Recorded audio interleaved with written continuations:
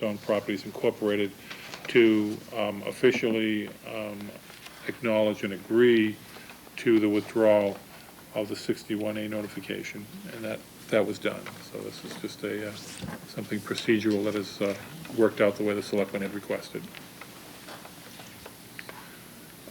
We have a copy of a rather lengthy piece of correspondence presented by Geo Insight to James DiLorenzo, the remedial project manager for the EPA, regarding the Olin Chemical Superfund site.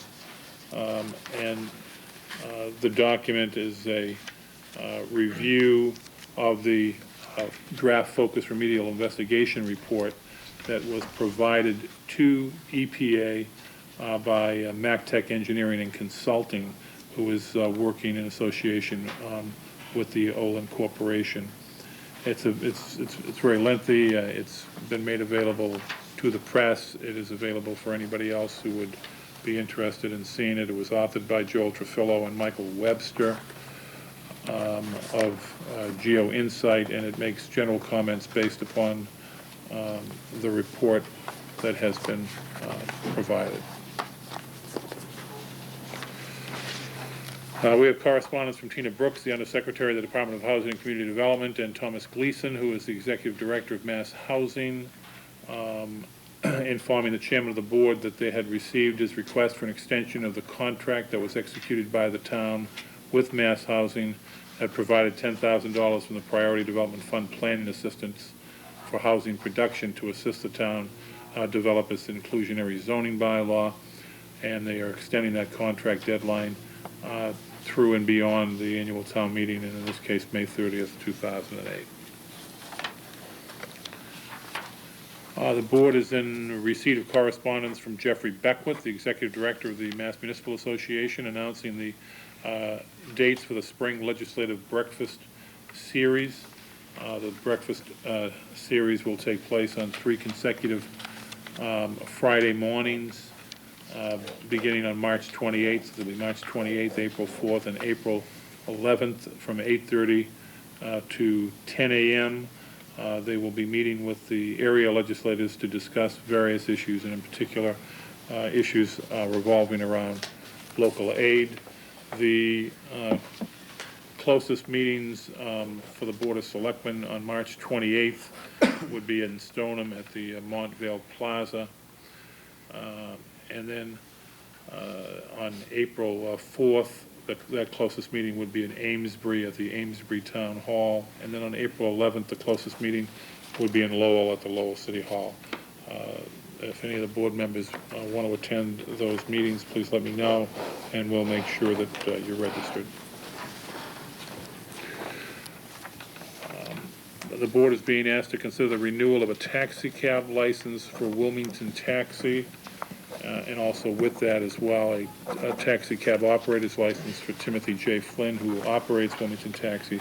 I would recommend that there be separate votes on this. The applications for the licenses have been reviewed and approved by the police department, who has no objection.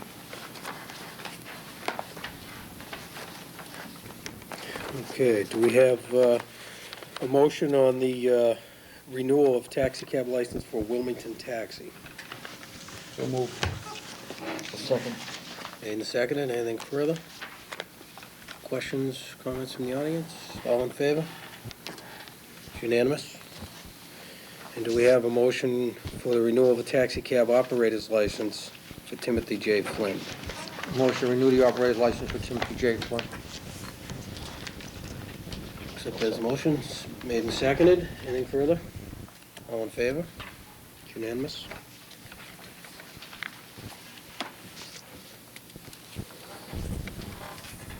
Thank you.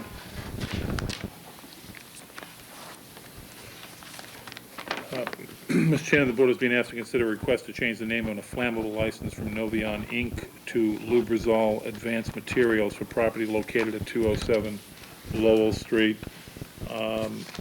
They had provided us a letter just requesting the name change on their license to store flammable and combustible liquids. The current license reflects the Novion as the present owner, and the segment of products was purchased by Lubrizol Advanced Materials Incorporated, and they would prefer to have their license reflect the current owner, obviously, which is Lubrizol.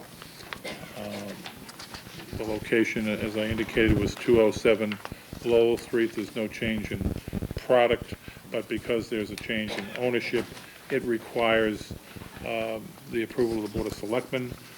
We've asked the appropriate department heads to weigh in. The town clerk indicates that based on her records, the Novion was up to date with all of their renewal information, and they have no objection to the change in name, as the company is in good standing with the town. The fire department, through Chief Bradbury, recommended approval of the name change on the Flammable license. He indicates there are no changes that would affect the status of the Flammable liquid license at that location. And also the Board of Assessors knows of no changes that would affect the Selectmen's approval of any name change at that location. Any questions or comments from the audience, from the board? I suppose with those recommendations, and nobody seems too concerned about a change of name, where is 207 Lowell Street? How come I can't picture that? 207 Right up Lowell. where the Excellence Station was, coming up. Yeah, the car dealership. 205 was the Excellence Station, I know that, I believe. I could be wrong. Oh, the Excellence Station on Lowell Street. Oh, Lowell? Confused Oh, I by know that, too. I'm sorry, I apologize, I was thinking Main Street? Question, I huh? was thinking Main Street, 207. That's a good question, Mike. I like to, the Yeah, I'm 207, just where is trying that? to I'm trying to visualize picture it. that I'm too. not sure it matters with those recommendations to me, but I was What's just your curious address? about that. 110.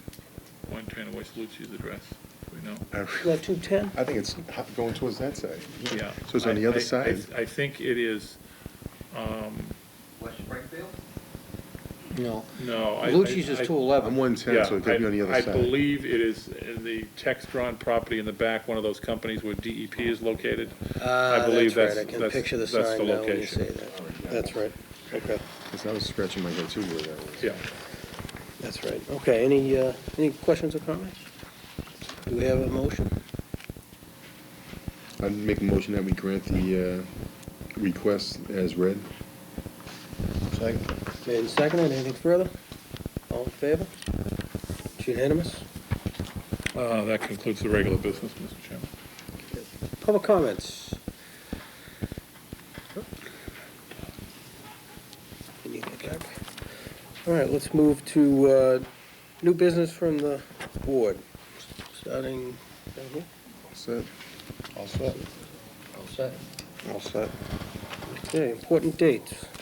Mr. Chairman, just want to remind folks that the town clerk's office is open on certain nights to offer passport services, and the next night will be March 27th, Thursday night, where the clerk's office will remain open until 7:30.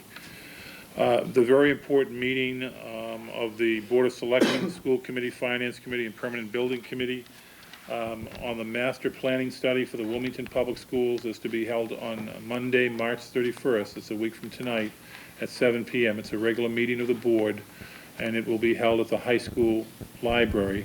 The public, again, is encouraged to attend, as we have been announcing, because at this point, we're expecting the final draft proposal for distribution from Doran Whittier Architects, who have undertaken the study on the master facilities plan for the town. The study will review all of the existing school properties, including giving a report on the physical assessment of the school buildings. They'll be evaluating the space needs, looking at population projections, student population projections, and presenting recommended design options. So you're encouraged to attend, and it's my understanding that the superintendent of schools has made arrangements with WCTV to have that important meeting televised. So that's on March 31st. In addition, the last day to register to vote at the annual town election and town meeting is April 4th. The town clerk's office will be open on that date from 8:30 to 8 p.m. That's a Friday, and passport services will also be available on that night for anybody who's interested. On April 5th, Saturday, the rabies clinic will be conducted by the Board of Health, and it'll be done so at the Public Buildings Department, which is on Church Street, the former fire station, from noon to 2 p.m. Wilmington residents are encouraged to bring their dogs for their up-to-date inoculations, as well as cats. Dogs must be on a leash, cats should be in a carrier. And just advance notice, we've already announced it several times, but the town election will be April 26th, and the polls open 8 a.m. to 8 p.m. And the following Saturday, May 3rd, the high school gymnasium will be the site for the annual town meeting, beginning at 10:30 a.m. And finally, we had referred earlier to a letter that was sent on the town's behalf to the EPA regarding the Olin Superfund site. The next public information meeting will be held as a community forum on May 15th at 7 p.m. to discuss further the EPA Olin settlement agreement, and that will be held at the Wilmington Middle School auditorium. Obviously, we've just arranged for the site. There'll be more information as we get closer to that date. And that concludes that business, Mr. Chairman. And that looks like a Thursday, Mike, the 15th? Yes. Let's see on the calendar. Mr. Wagner? Could you ask Mike, the rabies clinic, is that for cats too? Yes. Oh, it is? Yes, as long as they're in a carrier.